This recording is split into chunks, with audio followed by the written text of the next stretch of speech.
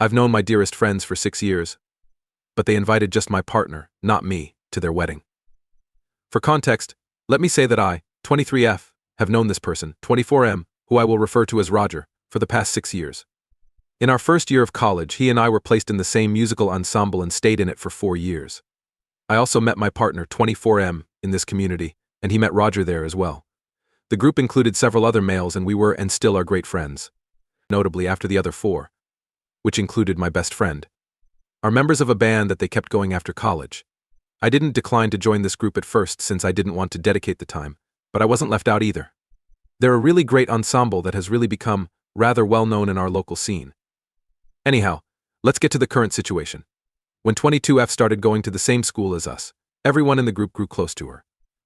Roger had been dating 22F before I ever knew him. Although we don't seem to be at odds, I wouldn't consider her a friend. We just talk during shows and aren't extremely close.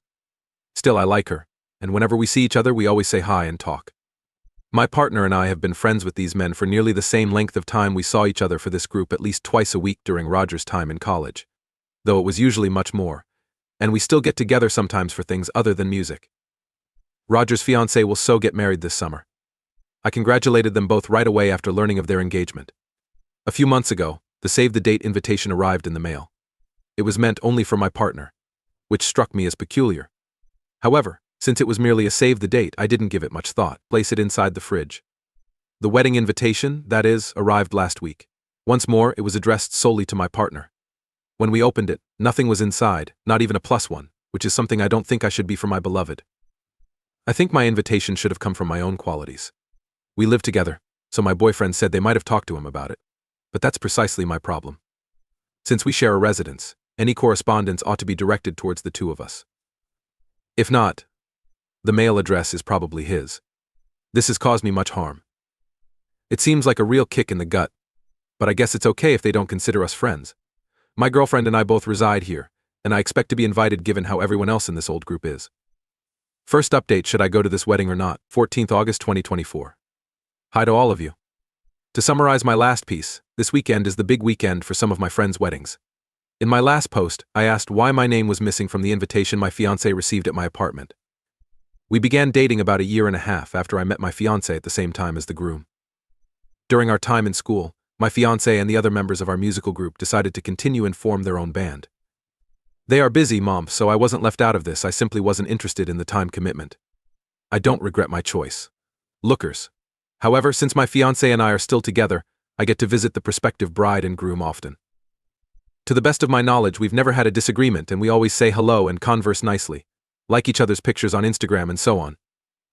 My fiancé and I have been living together for 3 years, thus considering the circumstances of our relationship and the fact that the invitation was delivered to our shared apartment, the absence of my name on the invitation suggests that I am not being invited. I told my fiancé they would have written the invites based on the names they were given, but he continued saying things like, "Oh, maybe they didn't realize they were supposed to put your name on it as well, or that it was an error since someone else created the invites." When I inquired why I hadn't been invited, I asked if I would be TA, and I was told that I would. And it's likely that I was right when I said I wasn't invited. It was extremely impolite of them, others thought. It's up to them who attends their wedding, so I accepted that response and moved on, even though I still think the whole thing was rude. I have no plans to talk badly about them, or cause any controversy. They're not coming to mine. After receiving a save-the-date invitation from a fellow group member that had both of our names, my fiancé and I decided on the scenario. And I informed him that 1 month earlier. I'd only met my fiancé a couple of times, but she knew someone, and she sent us an invitation with both of our names on it. But I'm getting off topic. The wedding is this weekend, which is why there is a post today. My fiancé keeps asking if I'm going, for some reason.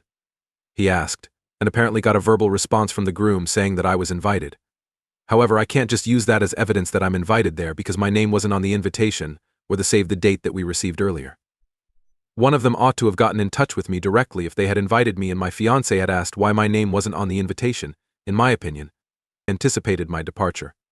However, they haven't. Furthermore, my fiancé believes that they anticipate my presence for some reason. He keeps saying that he doesn't want to have to give an explanation for my absence. I keep telling him that since I wasn't invited, there's nothing to be explained. This is where I'm torn, though. I genuinely don't want to cause any strife in relation to their wedding. If that's how they want their day to unfold, then I respect their decision not to invite me. Nobody should be made to invite someone they do not want to their wedding, in my opinion. However, I am also well aware that a number of individuals who know my fiancé and me well will be present and will question my absence. If someone asks the bride and groom personally, that may also cause a disturbance. It may sound like main character syndrome, but I don't think anyone will care too much where I am, because my fiancé and I travel everywhere together. Our friends will notice my absence though, and some of them don't know when to let things go. Thus, I'm at a loss on what to do. Right now, I have the following options. I can risk being unwanted and maybe upsetting my fiancé on their wedding day by showing up, or I can take their word for it that they want me there despite all evidence to the contrary. Don't leave. Concoct a false story for my fiancé to share with everyone in order to prevent anyone from seeking out rumors.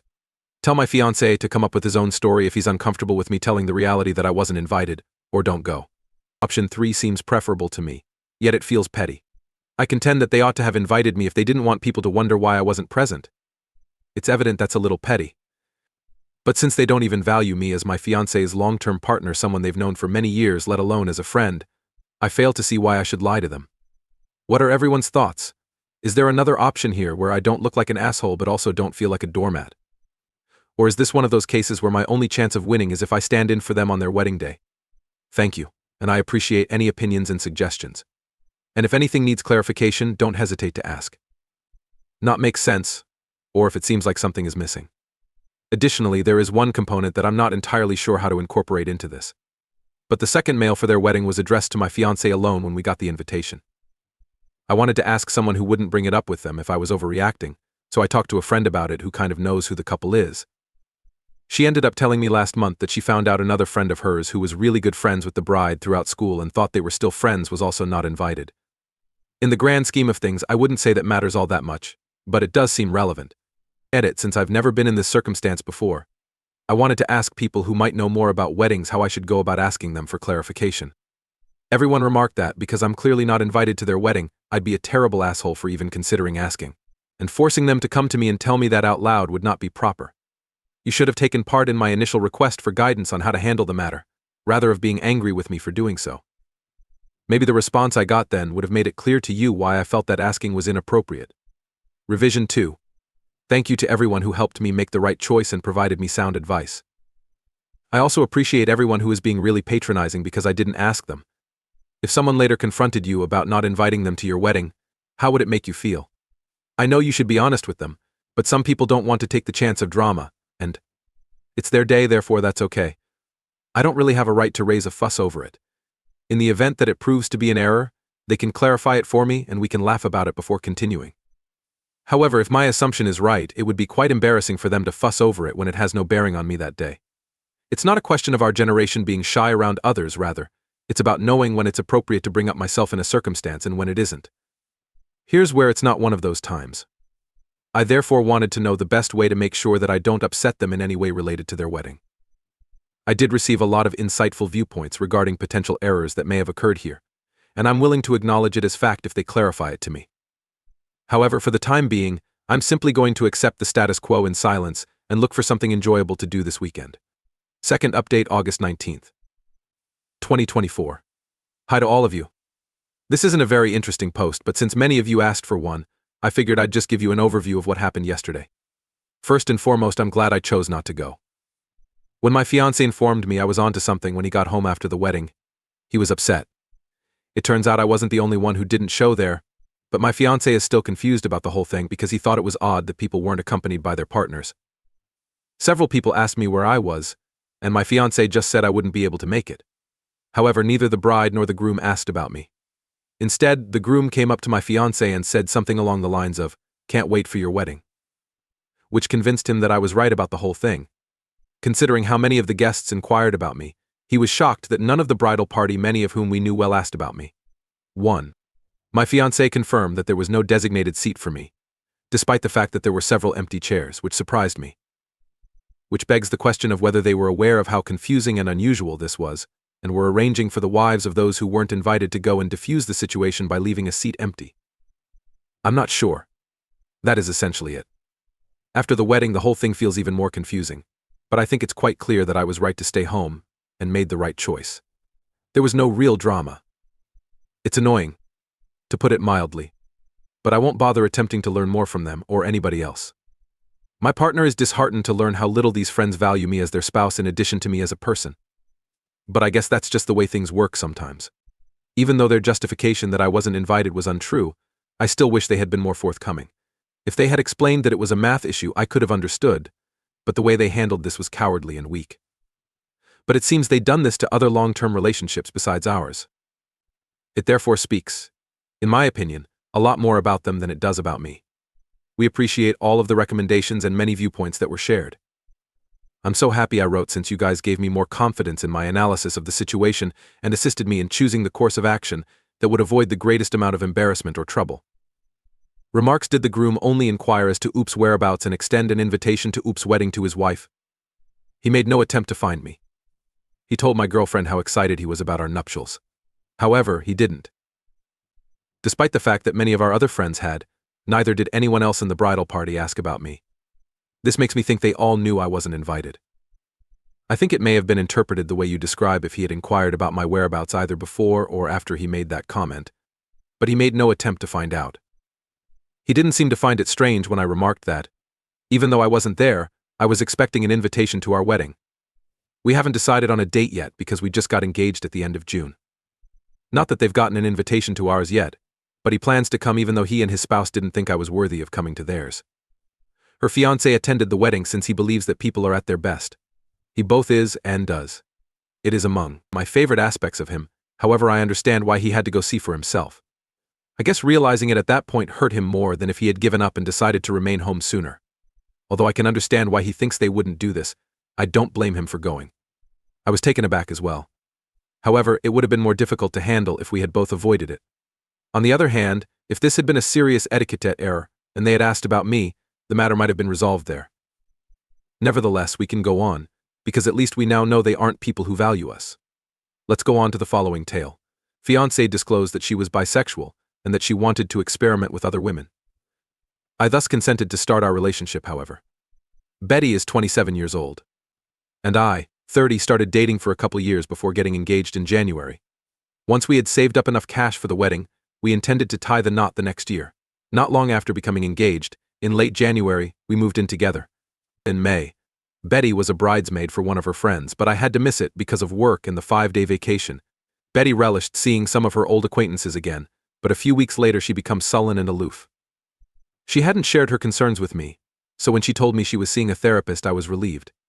She sat me down to talk on Saturday morning after maybe 5 or 6 sessions. Because she was raised in a very conventional setting, Betty had to suppress her natural tendencies until she moved away to attend college. Even so, she declined to acknowledge specific convictions. Betty received a college invitation during the nuptials. During the days they spent together before the wedding, she was introduced to the wife of one of her college girlfriends, which caused a lot of suppressed impulses. She told me she realized she was bisexual and that she felt romantic and sexual feelings for both men and women. It was a really emotional time, so I told her I was delighted she felt comfortable enough to discuss this with me and that it didn't change my emotions for her. Now that her sexuality was out in the open, she wanted to know my thoughts on the matter.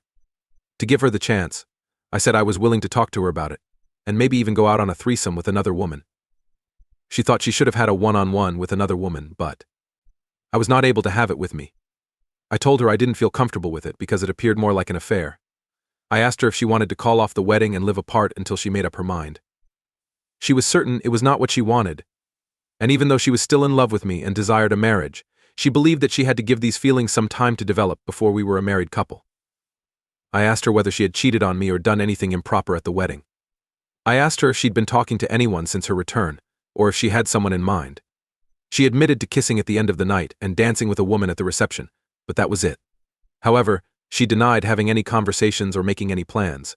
She is aware that asking me for so much at once was unreasonable, and she did not expect an prompt reply. All she asked was that I have an open mind and talk about it.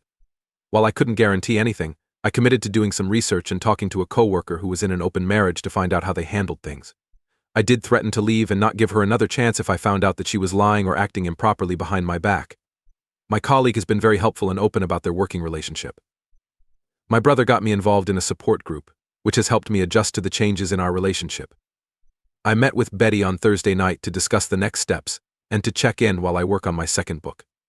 I took the decision to engage a couples therapist, gave her the book one had completed, and suggested that we put off getting married for 6 months to make sure it was still the right decision for us. She stopped me while I was rolling and inquired as to whether I was wanting to go on dates with other individuals. She never imagined that I would also be dating.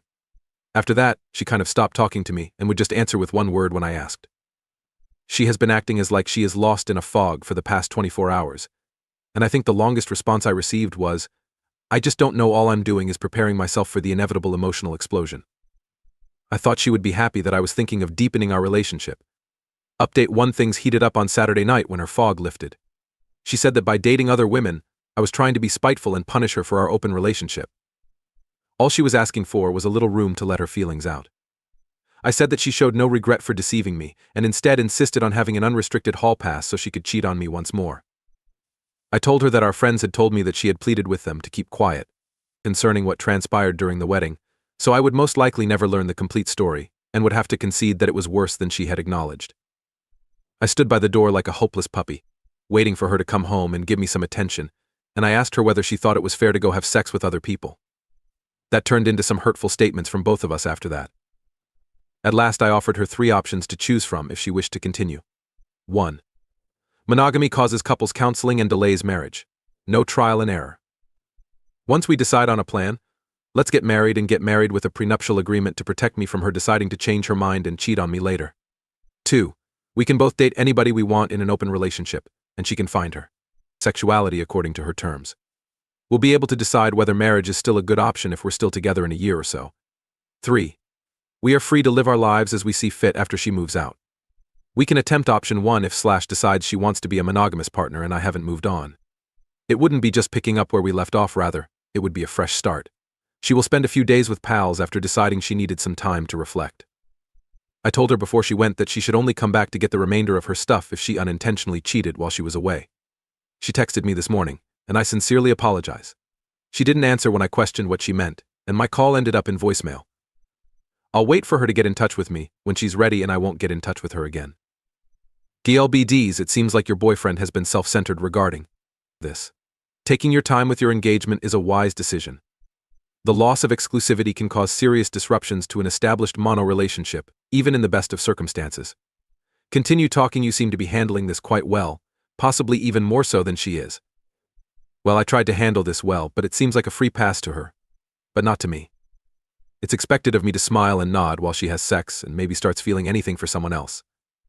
When I pointed out to her that it was she who had cheated, she became angry. I've just finished printing cards to let everyone know that we are calling off the wedding, even though we sent save the date notices. When they start questioning why the cards I'm playing are sending out are only the result of novel situations. Second update, 18th August 2024. On Wednesday, Betty showed up for her prearranged therapy appointment and told her what had transpired between us. She called me on her way to her friend's house, and I'm not sure what she said, but she apologized for parts of what she said and invited me over to talk about it.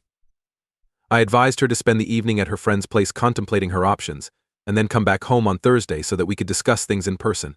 We had dinner together at the house on Thursday and chatted. We both expressed regret for becoming angry and saying some hurtful things to one another.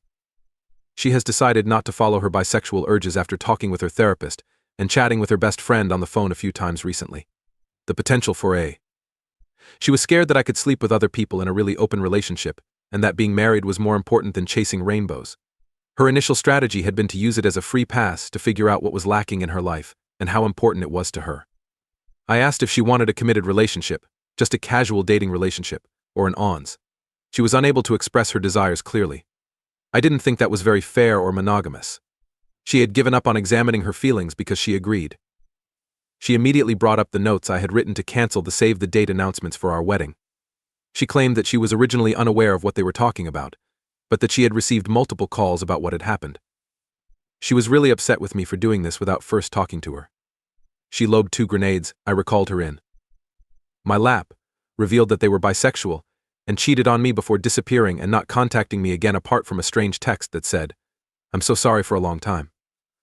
There was obvious speculation that she had cheated on me, even though I never said anything more than that we were having issues and had to postpone the wedding. She changed course and said we could still get married the following spring. No. I'll be thinking about you straying again now that one of us is out of town. Especially since you came out and said you wanted to have an affair to explore your sexuality. After couples therapy, I said, we might be able to get back on track, but not by the end of the year, and it would be reckless to start planning and making financial commitments before we knew whether or not we would be able to. Counseling could be beneficial. To protect all I brought into the marriage, including my potential retirement money, I also desired a prenuptial agreement. In the event that we bought a house, she would likewise give up any equity. She objected, and I informed her that it would never work if she intended to be faithful and not have second thoughts later. Simply something to calm my thoughts. This conversation has been going on for a few days. Betty wants to move past the wedding incident and carry on with our nuptials. We shouldn't jeopardize our relationship or her viewpoint in order to explore her sexuality. We're back together for the time being and plan to start counseling shortly. After having this epiphany, I see that I rushed to accept the idea of an open relationship so Betty might be free to explore her new feelings, and I'm not willing to consider that option any longer. I think the best course of action is separation. To put it another way, we're parting ways until we both decide where our futures lie and whether they include each other.